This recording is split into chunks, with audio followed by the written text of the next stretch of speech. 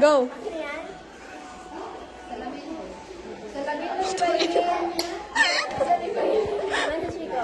Hello everyone, welcome back to my channel. So for today's video, we're going to do one food. Bloopers, bloopers. One more. Hello everyone, welcome back to my channel. So for today's video, we're going to do what's inside my bag.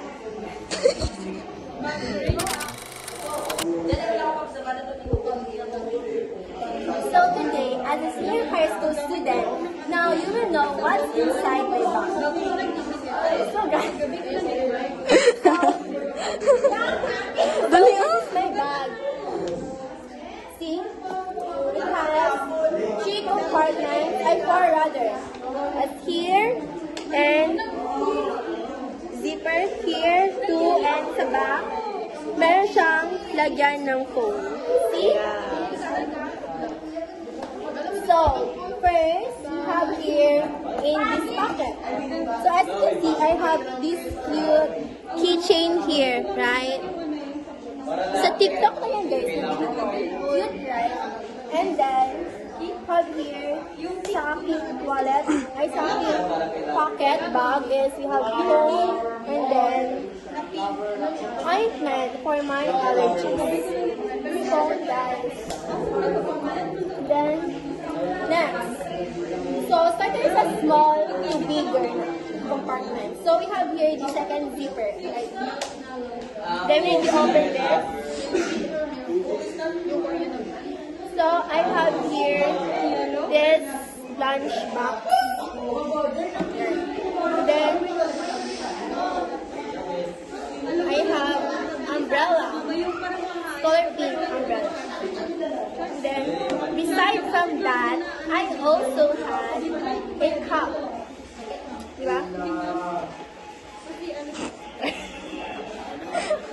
Ready na ako, guys. Rain or shine, so I'm always ready.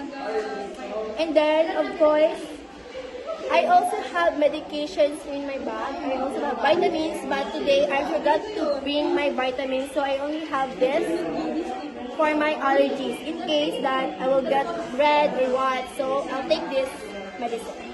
Okay, that's it. Then let's proceed to the bigger compartment. Wait. Let's see this one.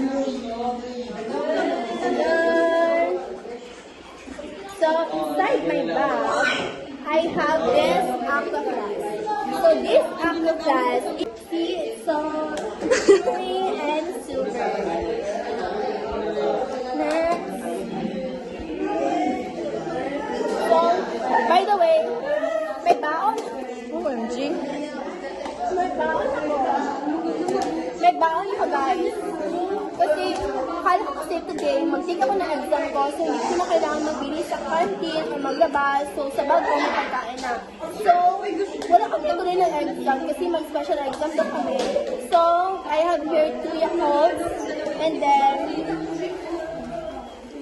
biscuits. I have calcium, pero nasa chan ko na, nakakain na. Then, pasok lang natin. Next,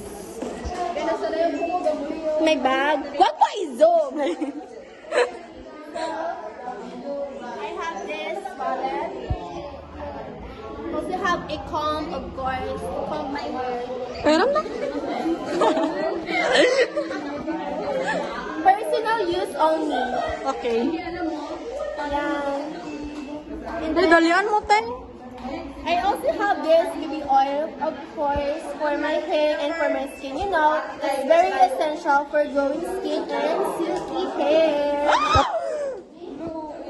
See guys, mag-anak ito vlog kayo para makita yung kayo 10 years ago. Ano ba?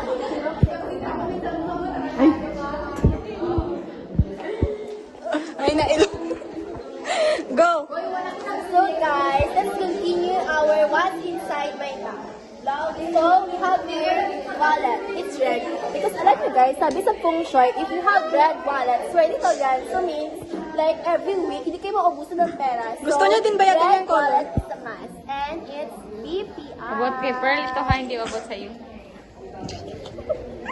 Ano pa? Go, guys. Dapat ikaw nag-video sa sarili mo, Pearl, kaya di ba vlog mo man? And then, I have here this. Your food! Ay, sorry. Then I have here this pouch for my ball pens, pencils, or whatever. So let's start with this small compartment here. So I have here USB. So in case I have to transfer files, photos, or slides, lessons. So the USB is a must for senior high school students. Next. Sorry guys, bloopers.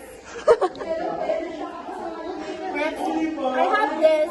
Hindi ko alam bakit ako meron ganito sa Ano yan? pouch ko. Like, I think stone or hindi ko alam. Basta heart shape siya. Nagustuhan ko. Binadala ko siya always. And then, that's it for this small one. Let me see here. So, I have here numerous pens. Ganyan. Sorry guys, makalat. Then, of course, I have this sticky notes. Then, of course, I have this Lucky Clover keychain here. Then, for the big one, I have scientific calculator. So, if you're a STEM student or a senior high school or what kind of STEM, a scientific calculator is a must. Especially guys, kung magdala sa college, so kailangan talaga itong scientific calculator.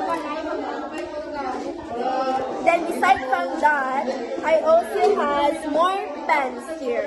Blue pen, black pens, and this BPI pen. Dali ako BPI. Then this correction fluid. Then some color pens.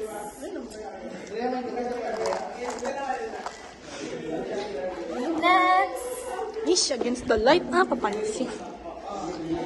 So, usually, kahit sa one day, we have 4 subjects. So, usually, kadala ko is 4 subjects. But today, I brought 1,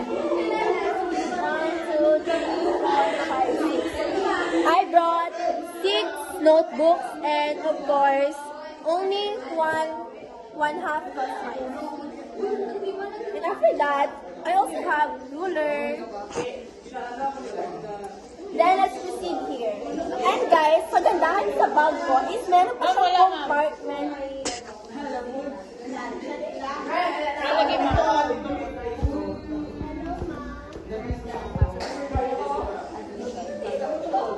Nagpasa po ang lahat ng admission.